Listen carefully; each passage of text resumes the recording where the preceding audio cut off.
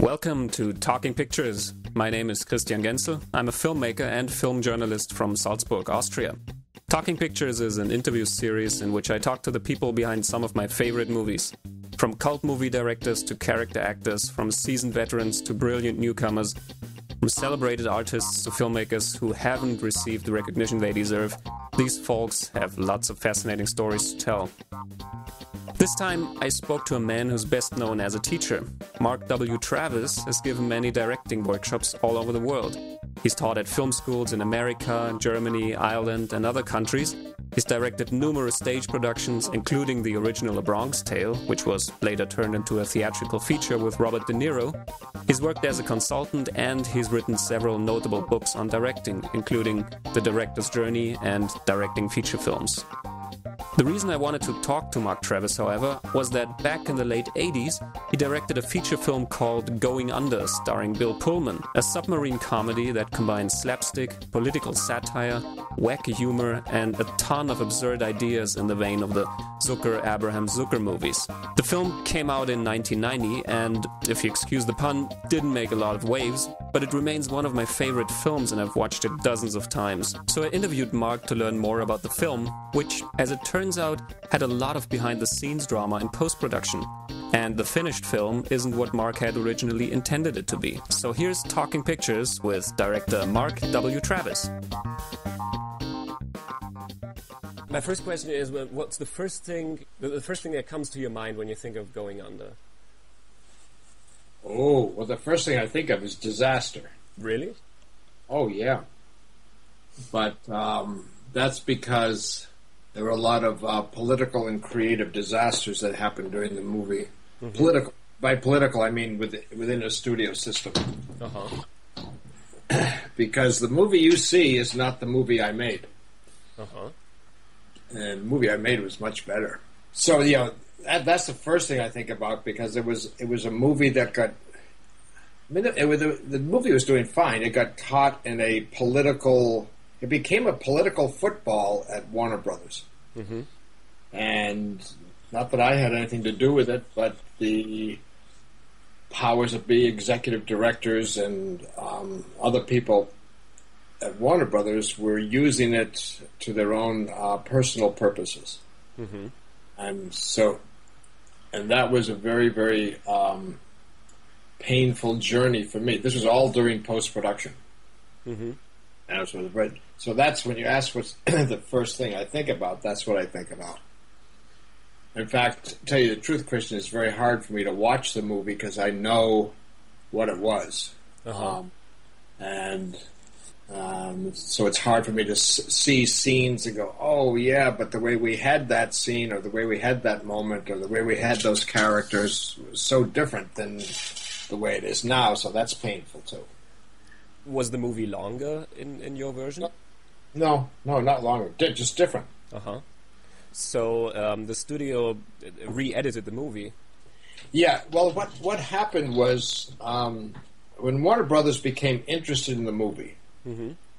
At first they were interested as what's called a negative pickup. I don't know if you know what that is, but a negative pickup means they would guarantee us, because we were producing it, they would guarantee us they would buy the movie and distribute it for a certain amount of money after we make it.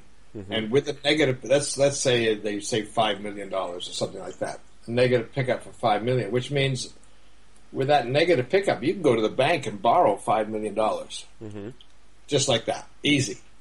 And that's the way it started.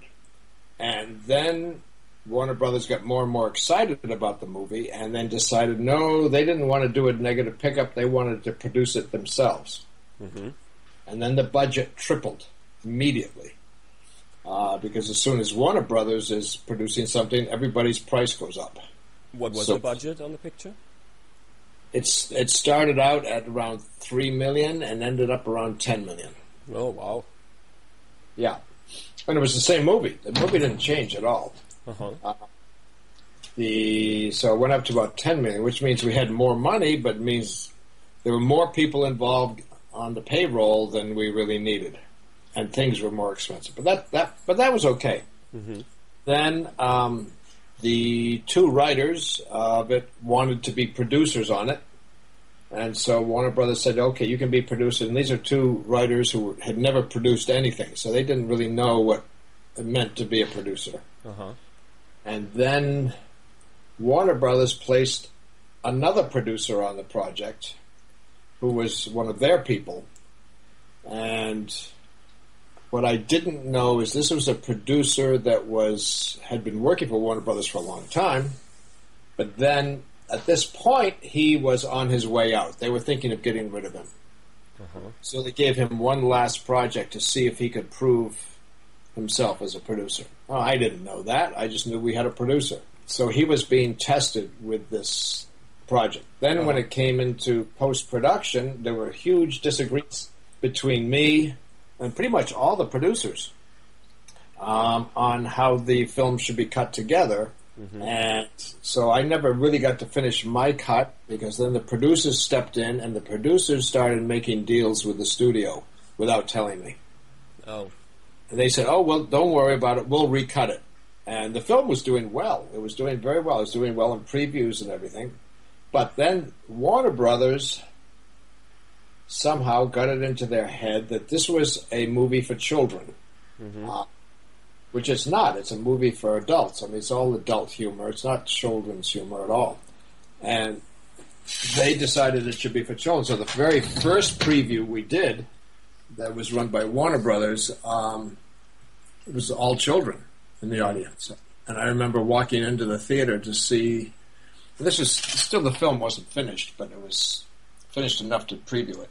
And I remember walking into the theater and seeing all these children and going, my God, this is insane. Most of them were teenagers and younger. Uh-huh. And they didn't get it. They didn't understand the movie at all. The parents that were with them understood it, but the children didn't. And I remember one horrible moment when I was talking to one of the executives from Warner Brothers, not one of the producers, just an executive from Warner Brothers. Mm-hmm. So he's above the producers. And I said... he told me, he says, Mark, this it's a disaster. This preview's a disaster. I said, well, of course it is. I said, this is the wrong audience. Mm. And we had another preview coming up, I think 3 or 4 days later for a different audience. I said, well, just wait till you see it in front of, with the right audience. I said, this is the wrong audience. And he said, no, this is the right audience. We will make it work for them. And that was the beginning of the end.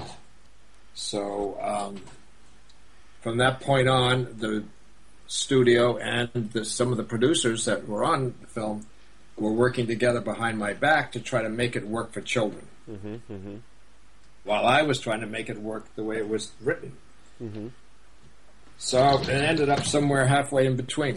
Mm-hmm. Yeah, I think you can still sense that in the finished film because there's still traces of some political satire and very almost Strangelove elements with like the Secretary of Defense, Mr. Neighbor, this kind of Mr. Rogers guy who doesn't have a clue about what's going on, and Admiral Malice just pocketing all this money into his own private bank account. Yeah. Even Christian, even if you look at the names of some of the characters, like Admiral Malice.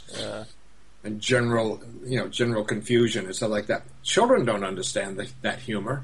Yeah, they just go, huh? But the adults would get it. You're right. It's very subtle humor. It's more along the lines of Airplane or Brazil or something like that. Mm-hmm. It's very political. It was even more political than it is now. Very political, and that's why. Yeah, Dr. Strangelove is a great example. One of my favorite films. Mm-hmm. Because of the humor in there that's also very cutting humor and also very political. Mm-hmm. But, so getting back to when you say, what do I think of the film when I think about it now, it's hard.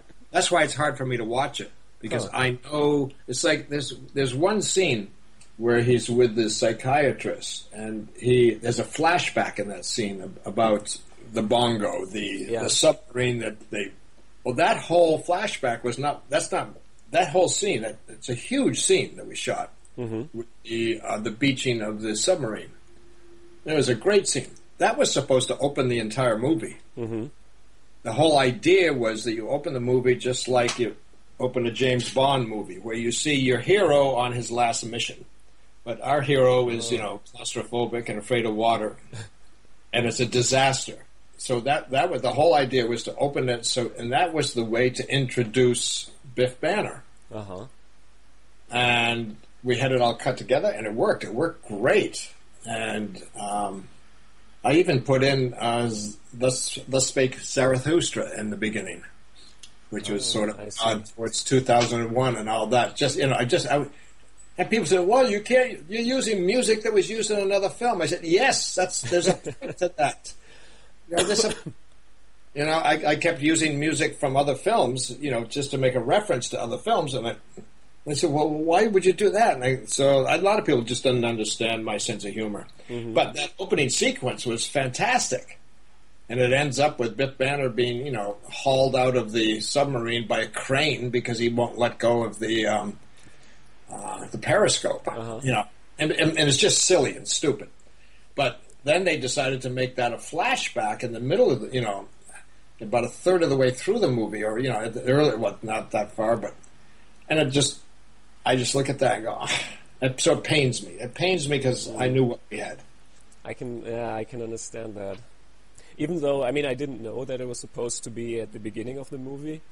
And I always thought it was a nice joke when he tells the psychiatrist, he says, "Well, that was my first command, and everything went great." And then you have this cut, and you see chaos on the bridge, and somebody says, "We're about to crash," and he says in the voiceover, "Well, not that great." I always thought it was a nice joke, but obviously I never thought about the fact whether it was intended to be like that or not. Yeah. No, that was not the intention. That was one of the producers had this crazy. Again, these producers, these two writer-producers, really didn't know. They'd never made a film before, so they didn't know much about producing or editing. The whole editing process. And ironically, this is the political part, which I found out after the film was over. These producers were making deals with the studio to get another project going. And part of that deal was that they would take over this project. Oh, I see. So it was all self-serving. And then there's another producer who we learned later was actually stole about $50,000, $60,000, $70,000 out of the budget to buy, so he could buy a ranch. Oh, wow. Yeah. So there was a lot of messy stuff going on. Ooh, wow. Yeah. Both of the writers, I think, never made another movie. I think Randolph Davis has a credit on the 7th Police Academy movie as a co-writer, but the other one, at least from what I see on IMDb, and I tried to Google him, and I have no idea where he ended up. I don't know. I have no idea. No, neither of them have made a movie since. The sad thing is they were in a good position to set themselves up to make the movie, and the people in the studio are not stupid. They start making these deals with young producers like that. They know what the producers are doing. The producers are trying to leverage one film against the other, and studios don't really like that. So there'll be a lot of talk, and then nothing happens. And the one producer that was on it that was from Warner Brothers, when this film was over, he was fired. Oh. It was the end was sort of a disaster. So not a happy experience at all. Well, that kind of takes care of the question whether it was fun to shoot the movie. No, it was. We had a great time shooting it. I'll tell you, one thing that happened. The good thing is that while we were shooting it, the studio pretty much left us alone, except for some inside stuff that the producers were doing. But pretty much left me alone. I could do whatever I wanted to do, which was nice, and we had a great time shooting the film. And I kept hearing from producers and stuff of other films that were being done at Warner Brothers, and some of them would go in and watch the dailies for my film They said, we love it. We go and watch the dailies all the time because it's such goofy, silly stuff you're doing. Uh-huh. So while we were shooting, everything was great. There was no problems. There was no problem. We were shooting, everything was great, everything looked great, everybody was happy. And it was once we hit post-production that things started going badly. Yeah, that must really have hurt. Yeah, it did. Huh. So, how did you get involved with the project in the first place? Well, one of a good friend of mine who was actually in the film, Dennis Redfield, who plays Turbo, he knew these two writers. Somehow he had become connected with them, and he knew about the project. And he recommended me to them, because Dennis and I had worked on several projects together over many years. So that's how I met them. And then also, at the same time, I had a play that was running that I had developed and directed, a one-man show called A Bronx Tale, which eventually became the movie A Bronx Tale. Oh. But this play that was really, really popular. It was like sold out for months and months. And the studios were all scrambling to try to buy the rights to the play to make a movie. And Chaz Palminteri and myself, Chaz is the actor-writer in the play, and I was the developer-director, and it was his story. So he and I decided to see how long we could hold out without selling it to the studios to see if we could get the price up. And we brought in another producer who helped us, finance the play, and we took it to New York and blah, blah, all that kind of stuff. Point is that during that period of time, if you are attached to a piece of property that the studios want, you can pick up the phone and probably get into any studio you want immediately. So I used that, and I would just pick up the phone and say, my name is Mark Travis. I'm with the Bronx Tale. Oh yeah, Mark. Hey, how are you? Fine. Could I have a meeting with so and so? It's not about a Bronx Tale. It's about another project. And I would go, of course you can. So, hold on one second.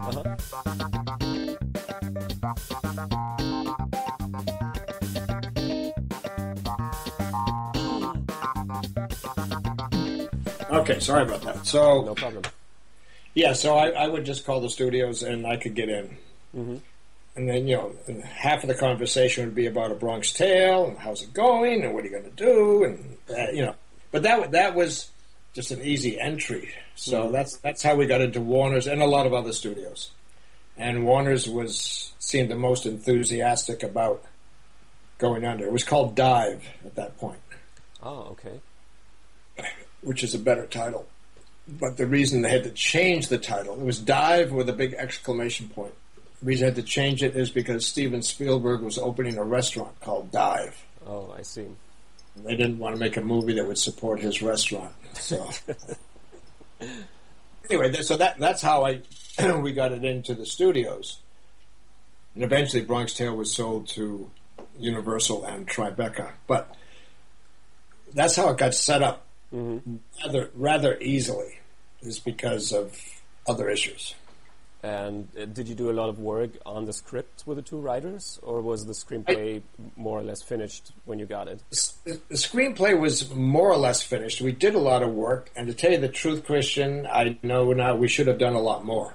And it's hard to tell if I'm just looking at the film, but it's my whole focus is on story and making sure, and story, characters, and character relationships. And the writer's focus was more on jokes. They would just love to write jokes, and I would say that's a great joke, but if it's not connected with a story, or if it's not moving the story forward, it's just a joke, And so that was some of the problems we had. But we did, while it was in development at Warner Brothers, we did maybe 3 or 4 rewrites, I think.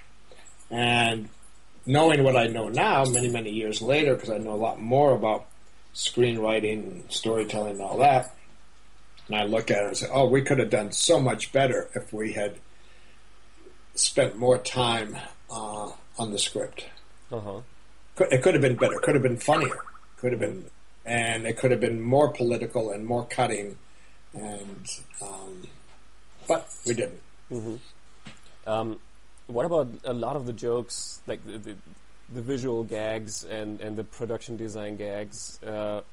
Were those in the script, or did they develop on set? Well, you'd have to tell me which ones. Well, basically a lot of stuff, like the seal of approval, which is behind Secretary Neighbor's and wall, or the logo of Wedgwood Industries, National Defense at Your Expense. The kind of stuff where they're about to hit the iceberg, and they just sort of jump over it, and then they go down it like in a sleigh ride, and they suddenly all wear wool hats and everything, with snow falling on the bridge.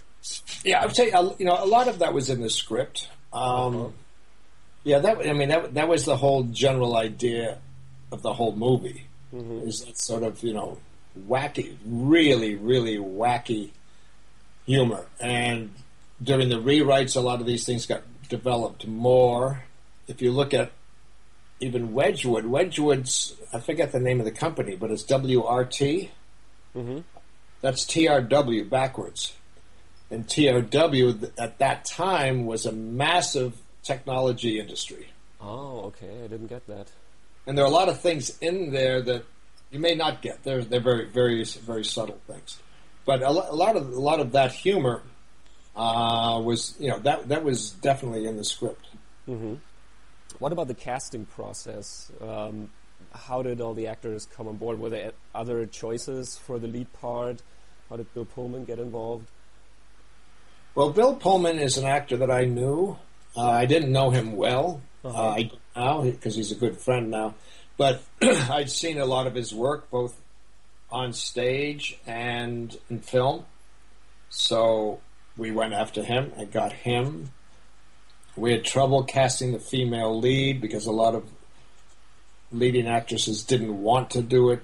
I think they felt afraid of it because of the humor and stuff like that. Ned Beatty was someone that I also knew about, but didn't really know that well. But I knew he would be perfect for what I wanted. Mm-hmm. Roddy McDowell was, when we came up with the idea of Secretary Neighbor and who could play it, immediately I thought of Roddy McDowell, and I had no connection with him whatsoever. But we went after him, and he just loved the crazy idea of Secretary Neighbor and the politics of that. And they were all fantastic to work with. A lot of the other characters down at the lower level, a lot of those are my friends. People that I've known because I've worked so long in film and television, mostly in theater. And so I brought in a lot of my friends. So I would have friends on the set. I like that. Mm-hmm. What about Michael Winslow? Was he the studio's idea? He may have been, or one of the producers, and I like the idea because of his verbal ability. Anytime I could get somebody wacky in there, I think that was a studio idea. Another studio idea that they had was, I remember one day I got a call from the studio, and the call literally, Christian, went like this. It was one of the executives, and I said, yeah, and he says, Don Rickles. And I go, well, yeah, what about him? He's in your movie. I go, what?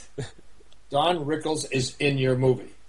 And I said, well, what? Now, the only part he could have done probably was Ned Beatty's part, General Malice. And I said, and that was already cast. And I go, well, what part? I don't know. He's in your movie. And it took me about a week to get him out of the movie because there was no place for him. Yeah. But the studio would do many times. They would just throw some comic or comedian at me and say, put him in the movie. And they didn't have an idea of what part or anything. They just wanted these names in the movie. Yeah, it's interesting because you're probably aware of the fact that the movie is marketed in Germany as a sort of police academy follow-up.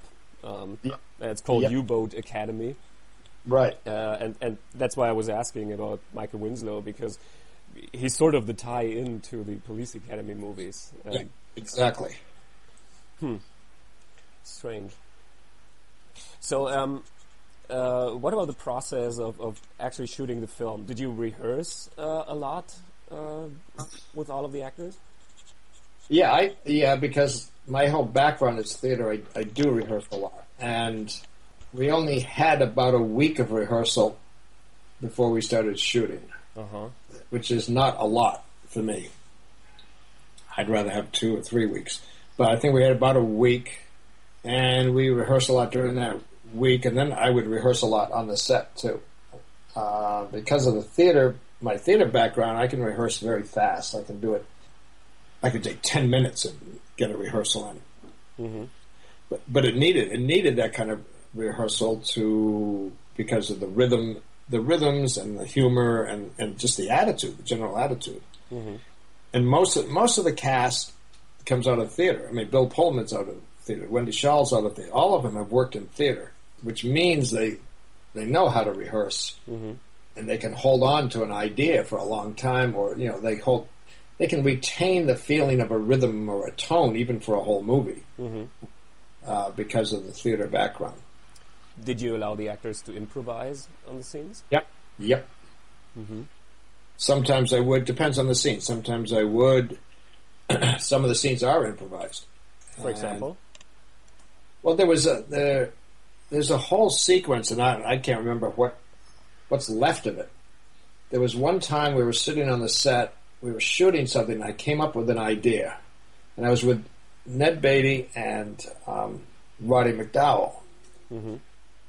And Roddy McDowall, being British, obviously, we were just talking. He was saying he really doesn't understand football. And it's the whole sequence when they're watching the football thing on the screen. There's the whole sequence where Joe Namath says, punt. And Roddy actually said to me, "What's a punt? What is it?" And Ned Beatty was there when I was explaining it. And I said, "Okay, stop. And they said, "What?" And I said, "Get the cameras here, quickly."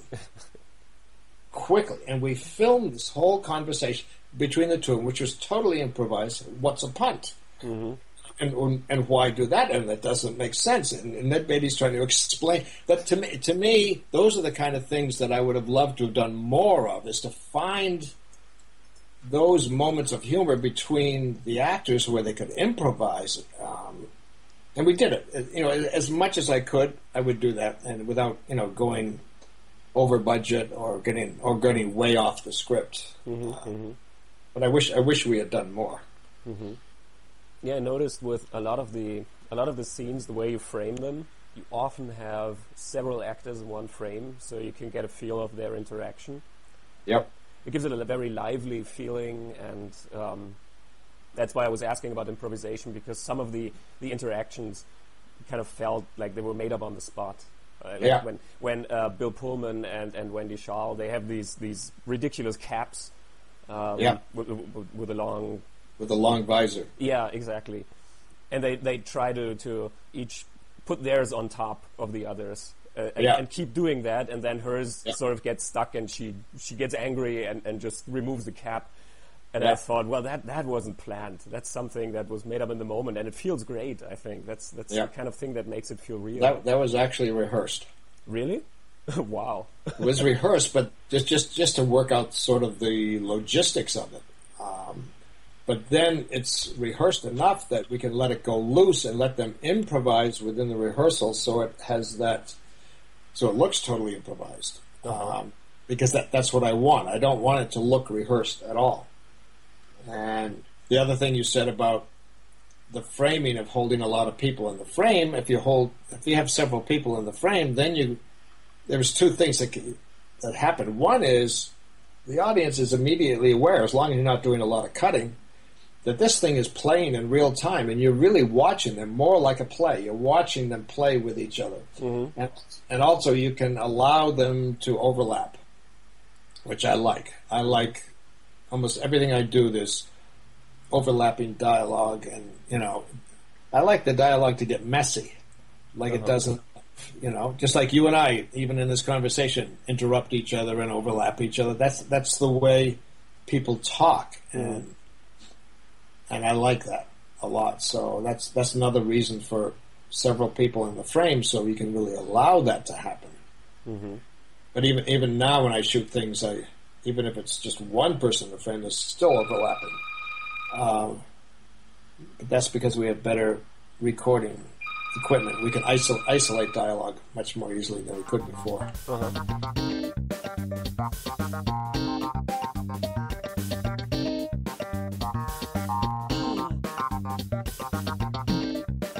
There are a couple of nice long shots in there which don't really draw attention to themselves, but like when Biff Banner enters the U-boat and then meets the crew, there's a lot of stuff which is just one long take or one long shot, and I always like those kinds of scenes where you get a feeling that events unfurl in real time, and you see the real interaction of the people. So yeah, I think that kind of really helps the movie. So do you have a DVD of this movie or a videotape? I have a VHS tape. Yeah. It did come out on DVD in Germany with only the German audio track on it. Yeah. And I think it's out of print now. Probably, yeah. Yeah, and I'm not aware of any other sort of release, like an international release of the movie. Yeah. It will always remain an obscure movie. Well, it's very sad, actually. I know. I think that even when you tell me that it could have been much better, actually, I still think it's a movie with a lot of good stuff in it. And, thank you. It's still something that's very funny. It's just my kind of humor, I guess. I like the kind of absurd humor, which is actually very creative in how it's done. Was there anything that you wanted to do but couldn't because of budget or time? Well, I was going to say no, but that's not true. I mean, yeah, there were a lot of things I couldn't do because of budget, because I would come up with these especially visual jokes and visual ideas, and there was one scene, I forget which scene it was, that takes place on this substandard. It was a meeting. Mm-hmm. I remember reading the scene and go, I want to stage this like The Last Supper. I had this whole plan on how I would have everybody behind a table just like The Last Supper, with Biff Banner right where Christ is. I was even going to have moments of a freeze frame and that would actually replicate The Last Supper, which was a great idea. But the cost of building that set, just for that scene, somehow became prohibitive, so I couldn't do it. I see. Yeah, so there were things like that. Lots of times I'd come up with visual ideas and visual jokes that were just too expensive, way too expensive. Mm-hmm. We had to, because the budget wasn't that big. It's a very small, tiny budget. Mm-hmm. And we had all the things with the harpoons and the whales and all of that. And I wanted much better miniature work than we got. I was never happy with the miniature work, the substandard and all that.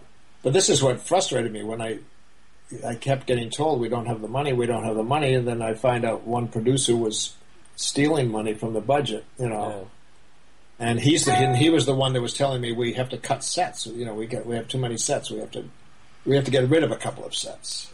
And then he got rid of some of the money anyway. So yeah, there were things, but basically it's a performance piece. So even though there are a lot of visual jokes in it, it's performance, and performances are not expensive. That's as I said before, I wish we had spent more time on the script because I think we could have done a lot better. But the biggest frustration was not being allowed to finish it. Mm-hmm. I mean, finished at a point, and at one point, deep into post-production, I'm looking at the film and I'm going, there are too many things that are not making sense at the beginning. Mm-hmm. And the audience is scrambling, I fear, scrambling for what's really going on here. And I know enough about filmmaking to know one solution to that problem in any film is narration. You have a piece of narration, and it's done all the time. American Beauty did it, and that won an Academy Award. And I came up with this great idea, and I wrote it too. The film is narrated by Roddy McDowall's character. And he's telling the story of Biff Banner and the Substandard. Very much like Mr. Neighbors would tell it to children. It was like, once upon a time, there was this wonderful captain that he had a problem. It was written sort of like that. And I wrote this whole narration that I wanted to use very sparingly, but, at the beginning and at the end of the film. And I thought this was great. And I showed it to the editors, and everybody got excited about it. The studio went, no, that's it. We're going to finish the picture the way we want to. We're not doing that anymore. And they didn't even want to pay Roddy McDowall for a day to come in and record the narration. No. So, that was frustrating because there was a moment that suddenly I thought, now I can bring it to another level because, and I thought the studio would be happy because his tone and his voice would appeal to children. Do you know what I mean? Or the child within all of us, Yeah. And it would give it the whole thing a very special tone. And his character was perfect for this because he was really an observer to the chaos and a naive observer. Yeah. So it's, but they didn't, I fought and fought and fought for it, and they go, no, we're finishing it. And the sad thing I was told, now this is much later, Christian, it was maybe months after it was done. And I was talking to a lot of my other friends about it, because they were all concerned about what's going on. They knew what was going on while I was making it. And then one of them said to me, the biggest problem, Mark? I go, no. They said, you were at the wrong studio. If you had been at Disney is known for hanging in with a film until they can make it the best it could possibly be. Warner Brothers is known for finishing it up quickly to try to save money and just put it out there and then move on. They said if you'd been at Disney, you would have gotten the film you wanted. But that's hindsight. I go, okay, that's great. That doesn't help me at all. But it's an education.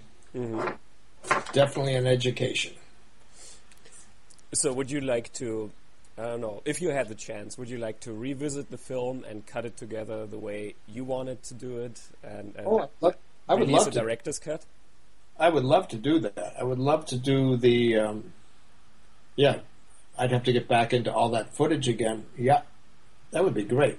In fact, if someone let me do that, I would bring someone in who could do Roddy McDowall's voice, and I would do the narration, because that's all I need is the voice. Someone who could do his voice so it sounds like him. Yeah, then I could make it the way I wanted it. Well, any chance of that happening? No. Well, that's sad. No, because I'd have to go to Warner Brothers and say I want all the footage, and who knows where all that was all shot on film. Who knows where all that footage is now? Then I have to pay an editorial team to put it to start to reassemble it. They're not going to do it. So no, there's no chance of that. The only chance would be is if I had all the material. And truth is, I do have all the material on VHS with time code on it. Oh, okay. But I'm not going. It's because these are the dailies. The dailies with running time code. But I'm not going to take it and do it with that. That would just be messy. Yeah, I see. Well, that's sad because I'm not unless you want to finance that, Christian. Yeah, well, that's if I had the money, actually, I would do it. It's something I would love to see. So, if I had the money, because all the footage is there. It's all there. You wouldn't have to shoot anything else. It's interesting. Did you see the film Down Periscope with Kelsey Grammer? No, I didn't. It came out a couple of years after Going Under, Yeah. And I always felt that these people must have watched Going Under, because there's a lot of stuff in there which is taken from your movie. Oh, really? Yeah, there's the setup with, an incompetent captain on some sort of wacky mission. And there's a woman on the U-boat who is from some sort of academy, I don't know, but she's in the supervising position. And then you have a scene with a sort of abyss where they go in and all these sorts of things. I mean, it's a funny movie, and Kelsey Grammer is very funny, but I still thought that they took some inspiration from you. Yeah, well, that's nice. No, I never saw it. I think when it came out, I go, I don't want to see it. You've had enough of submarines. I've had enough, yeah. So, was that a reason that there was never a second theatrical feature film for you? Yeah, that sort of put an end to my filmmaking career for a long time. Because that's the Hollywood system. And, you make a film and then people say, oh, okay, you made a film. How did it do? How much money did it, I would get questions from producers. How much money did it make on the first weekend? Mm-hmm. They didn't even care about seeing the film. They'd just say, how much money did it make on the first weekend? Well, it didn't make a lot. Well, okay. Well, then we're not interested in you. Uh-huh. Or they hear that it was a film that basically Warner Brothers put on the shelf, is what they did. I mean, they released it, but that's it. It's mostly released on DVD. I mean, not even DVDs, just on VHS. Mm-hmm. And you hear that, and it's a major studio, and then they go, okay, it must have been a disaster. We don't hire him. They move on. Yeah. So it suddenly, for a period of time, like I told you, when I was making the film, and all the reactions to all the footage were so positive, then, I was getting other scripts were being sent to me and things like that, which was great, but I said, I don't have time to read them. I'll read them later. Uh-huh. After the film was over, suddenly it went quiet.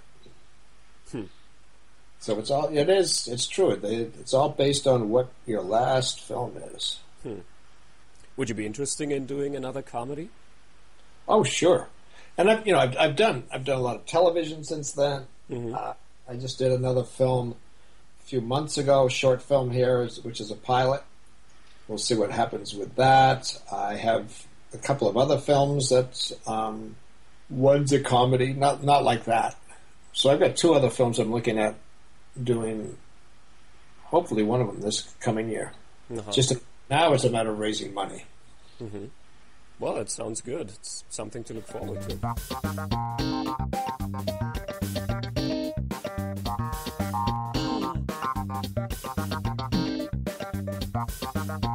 I've seen that you're in Munich quite often, actually, because you're doing workshops there, right? Yeah. I've been going to Munich since 1999. That was the first time. I go there every year. Uh-huh. I'm traveling all over the world now, teaching. Mm-hmm. Ironically, teaching film directing. But yeah, I go to Munich. I have a lot of friends in Munich, and I do a lot of workshops in Munich. Mm-hmm. Did you learn a lot on Going Under, which you can now use when you teach film or consult films? Oh, yeah, because I made a lot of mistakes. Mm-hmm. And because it was my first feature film. But because I went into almost immediately, because I couldn't get another film going, I started teaching, and the teaching just took off. And it's become my main career for many years. Mm-hmm. And lots of times I'll go, what am I doing? What happened to filmmaking? And then I realized what I was really doing unconsciously was teaching myself how to make a better film. Uh-huh. And so, yeah, a lot. So I've learned a lot from Going Under, and because of that experience, and then the experience of other films that I've worked on where I wasn't the director, whereas sometimes a consultant or an acting coach, I've learned a lot from those too. Mm-hmm. So it has affected my teaching a lot, and it's affected my directing a lot. Mm-hmm. In a way, I created the best film school, at least the best film school for me. Mm-hmm. Which is to go out and try to teach everything, even teaching things that I don't know, that I don't understand. Mm-hmm. The challenge with film directing is there's so much you really need to know, and it's impossible to know all of it. Yeah. There's just no way. And it's such a huge, complex, and actually dangerous job. Dangerous in that it's very easy to make a mistake, you know? And then find out in post-production, when, oh, God damn, I made a mistake. And, Yeah. you know, it's so easy to mess it up. Yeah, and there's a lot of money on the line, too. Yeah, a lot of money on the line, and it's a wonder that any film comes out good, you know, because it's so easy to make it's easy to make a bad film. Mm-hmm. Yeah, so I've learned a lot. It's been good.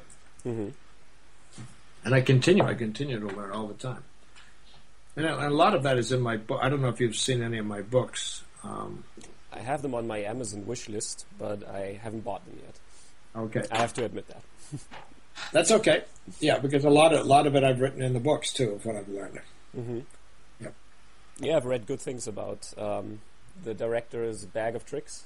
Is that right? Yep. Yeah. Yep. You know, every time a discussion comes up on what are the good books a director should read when it comes to, you know, talking to the actors, and I see your book all the time on those lists. Oh, good. Oh, that's nice. I don't know about those lists, but that's nice. I'm glad I'm on there. Mm-hmm.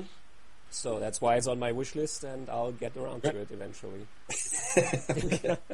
But did you read John Badham's book? I'll Be in My Trailer? Yep. It's a good book. Yeah, it's fantastic. There's a lot of good advice in there, I think. Yeah. John's he's a great director, and he's a really nice guy. Mm-hmm. Really nice. Well, Mark, I think that about takes care of everything I wanted to know. Thanks a lot for taking the time to talk about the movie, even if you say it's basically a painful experience or a painful memory. It's a painful memory. It's not a painful experience to talk about it. It's a painful memory. No, I like talking about it because, as I said, there's a lot of fond memories. I mean, we had a great time shooting the film. Mm-hmm. In a lot of post-production was fun. Mm-hmm. But then it got messy. But, yeah, it was a good experience. I'm glad I had it. Mm-hmm. I suppose that happens on a lot of films where you just don't know it. You know, there are a lot of films where you don't read a lot about them, and you know, they remain obscure. And if you talk to the people, then they would probably tell you, well, something went wrong with the studio or in post-production or whatever. Yep. Huh. Yep. Yeah, my story, I'm not the only... I mean, I've talked to so many directors who go, oh, yeah, I got a story like that. And I go, oh, great, you know. It's... and some of them are worse, really worse than being fired off the movie halfway through and things like that, you know. It shouldn't happen to anybody, but it happens. It happens a lot. And one thing I want to say, Christian, I really appreciate you and your enthusiasm for the film. I rarely hear about the film, or rarely anybody talks to me about it. So it was a pleasure and a delight to talk to somebody who goes, oh, I like this film. I go, well, thank you. Even though it's not exactly the way I wanted it to be, the fact that it still comes through is it's nice. That's very gratifying. So I thank you. Well, you're welcome. Thanks to you for going through all of it again. Well, good luck with the new projects. I hope I see something new from you soon. Me too. Thank you.